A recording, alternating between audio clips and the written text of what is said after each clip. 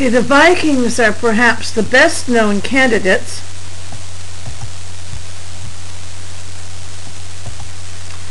Some assume that there were several voyages to the New World, but the most famous is the voyage of Leif Erikson. There's a modern picture of what an artist thought he looked like. Evidence suggests that Erikson and some companions visited the New World about 1,000, almost 500 years before Columbus. And here shows one voyage by Eric the Red, late in the 900s, and then a second voyage by Leif Erikson in about 1000 AD. Viking records and artifacts found in the New World indicate that they arrived at a place they named Vinland the Good, the land of the grapes.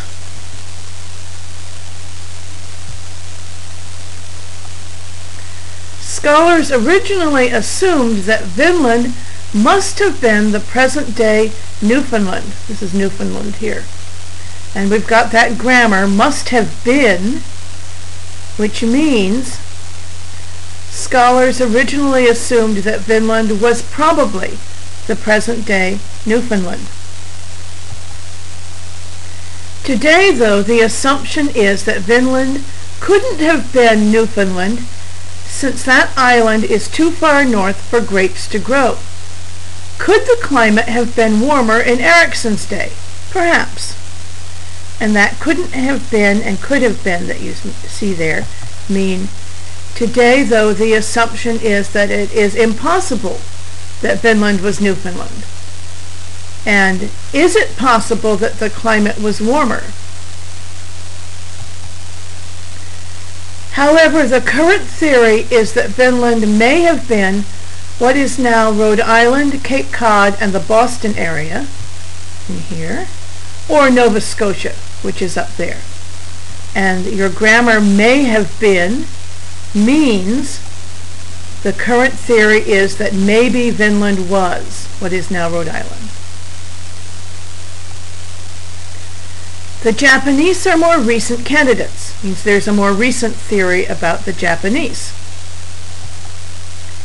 In 1956, on the Pacific coast of Ecuador, that's in South America, an amateur archaeologist discovered pottery fragments dating back about 5,000 years. You can see, notice some similarities between ones from Ecuador and similar ones from Japan.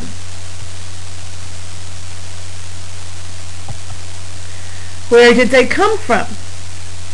Intrigued by the mystery, Betty Meggers of the Smithsonian Institute concluded that individuals may have sailed from Japan across the Pacific to Ecuador about 5,000 years ago. So you can see this would have been quite a journey.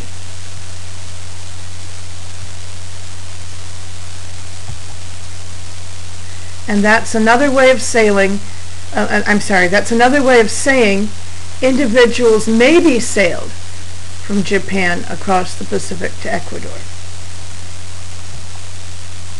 Meggers based her conclusion on the similarity of the pottery found in Ecuador to Japanese pottery of the same era.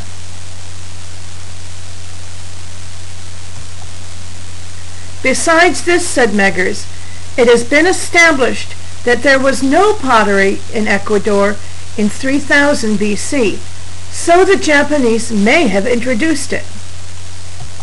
Means that the Japanese maybe the Japanese introduced it. If this theory is true, how could the voyage have happened? Some think Japanese fishermen might have been swept out to sea and carried across the Pacific for 10,000 miles. And another way to say that, how was it possible for the voyage to happen? Maybe Japanese fishermen were swept out to sea. The theory may sound unlikely and may be disproved eventually,